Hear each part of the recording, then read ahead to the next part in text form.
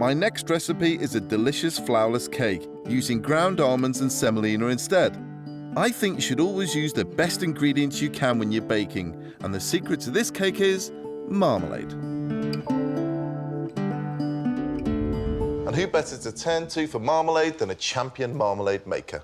In a small pocket of North Devon, there's something magical happening. In a secluded garden, there are pots of green, yellow and gold, glowing in the sunlight like coloured jewels.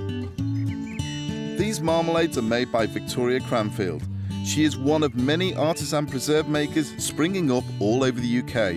But I've asked her to come up with a brand new flavour. This one is St Clement's, which is 50% oranges, 50% lemons. It's light, zesty. This one is a sweet orange one, which is basically sweet oranges with that little baby. Even Victoria's marmalade can't escape a chilli, and these are hot Scotch bonnets. Works really well with fruit toast. Victoria's passion for creating the best flavours has won her some seriously impressive awards. This one is the pink grapefruit marmalade that got the double gold in 2012 at the World Marmalade. If you like pink grapefruit, it knocks your socks off. Surprisingly, marmalade hasn't always been Victoria's first love. I've been a lawyer, I've been a builder, I've been an antique dealer and a rag and bone merchant, more or less. Done a lot of things, but I've done cooking, marmalades and jams longer than any of the others. I've set Victoria a challenge. I've given her the recipe for my almond and marmalade cake, and as she is the expert, I want her to create a new marmalade that's perfect for this pud. It's a great challenge, and I love that kind of challenge. To come up with something that's going to complement another flavour, it's what I really enjoy, to be honest. But it's not going to be easy. What I want is for my marmalade to shine out of that cake. We're going to need some lemons. These need to, ideally, be thin-skinned, otherwise you get a load of pit. Lemons, quite frankly, are the backstop. These are your guaranteed source of pectin. They will help whatever I do set, so I need lemons. Nectarines.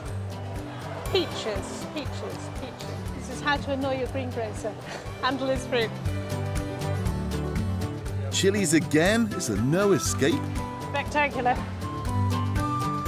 I think golden raisins may be soaked in tea. Victoria has loaded up her trolley. I hope she knows I only need one jar of marmalade.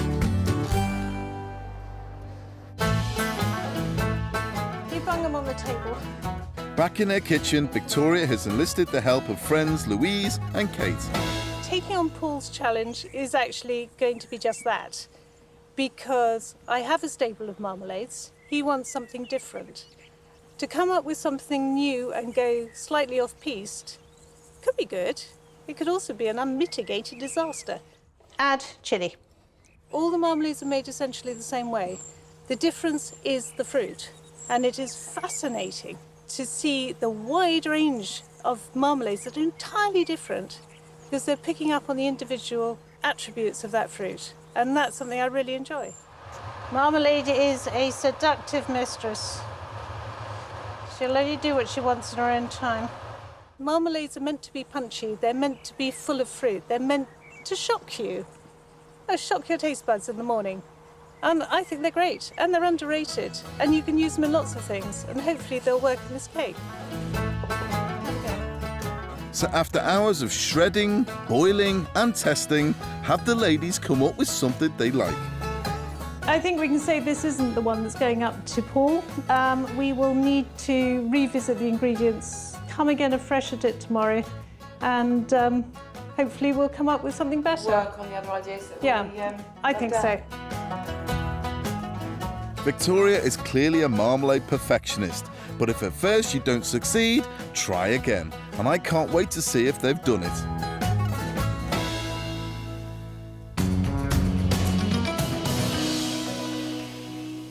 So, did Victoria manage to come up with the right combination of flavours for me to use in my marmalade cake? Well, I can ask her because she's here in the kitchen with me. Hello, Victoria. Hi. Fantastic looking marmalades and a champion marmalade maker. Yay. So let's run through some of these flavours that you've got here. Now, I'm looking for one to go in the cake. Yeah. So what have we got here? What's the first one? This one is the one that was filmed, and I wasn't happy with it. But see what you think. Spicy orange marmalade. Yeah. The idea behind this was my hot orange marmalade, which we then added some sultanas, brandy to, but we weren't getting those notes coming through. That's nice. No, it's not bad, is it? I didn't think that would add anything particularly to your cake. It's got such a lovely texture to it, though, which is what you really want on a marmalade. I love marmalade. I love that sort of uneven texture. It's not like a jam, which you can get really smooth. It's rough, you know, and on top of your toast.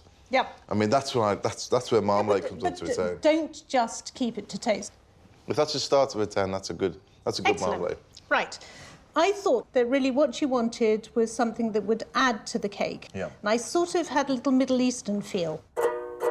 Victoria's next marmalade is thick shreds made of Seville oranges and jasmine. See how it's turned out. Oh, that's sharp, isn't it? That's got Seville in it. This one hasn't. With this one, I thought add another flavour, do the Middle Eastern thing, and on that basis, thought jasmine. The flavour, the sharpness comes through on the oranges, the different oranges, really, the difference It's between the two. fascinating. Just two different oranges, totally different absolutely. flavours. So what's this one? This one is softer. I have learned a lot. So this is orange and jasmine marmalade. This again. is orange and jasmine again, but I've taken out the big chunks and just used the zest of the fruit. So the flavour should come through more. What do you figure? Wow. That's got the jasmine. Woo! That does carry some huge flavour. I mean, it's very, very tart. Reason I thought that would work is it's going in a cake, it's going against the eggs, the butter, so it's got to have punch to come through. OK, all right, I understand your thinking on That would be my preferred choice. This one is orange and apricot. Yep. Have a go at that. I'm letting you go first on that. Aren't I nice? It's got a bit of body to this, isn't it? Again, that's because the shreds, you're actually using proper shreds rather than the zest. Lovely tasting orange, almost saffron-like. Normally, I wouldn't think so much about what marmalade to use, but Victoria's jars just show what a difference it could make to my cake. Decision time. Now, I've chosen to go inside the cake. This one. Orange and apricot. Yeah. No? But in the icing on the top, I'm going to use the orange and jasmine marmalade for the topping as well. So I think I can incorporate that somewhere. I like that flavour. You're right, it is a great flavour. But I think for the cake, I'm going to use this. I like the chunky bits. That one is much more marmalade-y as marmalade is understood. Exactly. Whereas the other one's playtime. Right, fantastic. We'll have to see what you think later. For the cake mixture, I'm creaming together the butter and the caster sugar. Add the eggs. Then to start the orange flavour, the zest of an orange. The true marmalade kit comes later with Victoria's marmalade. Now, what I'm going to add to this now is some of the drier ingredients. Now, I've got some semolina going in there, adds a little bit of crunch to it, a little bit of depth and body. And then I've got some ground almonds which are going to go in there as well. Now, you could, if you like, you could just put ground almonds in there. We have all flour and ground almonds. Baking powder in. Give that a good mix together. Finally, I'm adding a small amount of orange juice, which will help to loosen the mixture. It's a different type of mix, this. It's not what you think of as a normal conventional sponge, because it's quite hearty, robust, big textured ingredients. And then we're good to go. Now, what I'm going to do now is get my spoon in there. I always like to finish it off with a spoon, get a feeling for the mixture. That's lovely. It's a soft mixture. Can you use a spoon throughout rather than using the beater? Because I don't have a beater. Of course you do. Yeah, there's not a problem. You can. It just takes a little bit more. It's very labour-intensive, you know. That's like marmalade. yeah, quite. Now I'm going to put 3 tablespoons of your marmalade in there as well. And again, that'll slacken it down a little bit. And this is where the flavour's going to come in. Those chunks in there. There's my mixture. Now I'm going to pop this straight into a tin. I've lined my tin with baking parchment and buttered the edges to stop the cake from sticking. So this is going to go in the oven now, 180 degrees C for 35 minutes. Pop that straight in. And when it comes out, that's what it looks like. It's lovely and flat. Now, the thing I'm going to add to that is a lovely mascarpone-based icing. For the topping, mix together mascarpone from the fridge, icing sugar, then stir in soft unsalted butter. Mix all this together, and that's your basic icing for the top. Today I'm lucky enough to have another of Victoria's marmalades on hand, but normally the same marmalade that went into the cake would work in the icing. Then swirl the cream cheese icing over the top of the cake with a wooden spoon. And then I'm going to get some more of this, and I think that, with that icing, which is quite sweet. It'll help cut through. Yeah, and I think it gives it more, a little bit more gumption. You've got something with jasmine on it, with orange. And I think that together with that orange and marmalade cake would be absolutely delicious.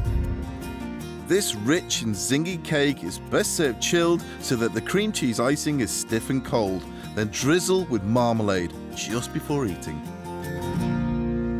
Where's the knife?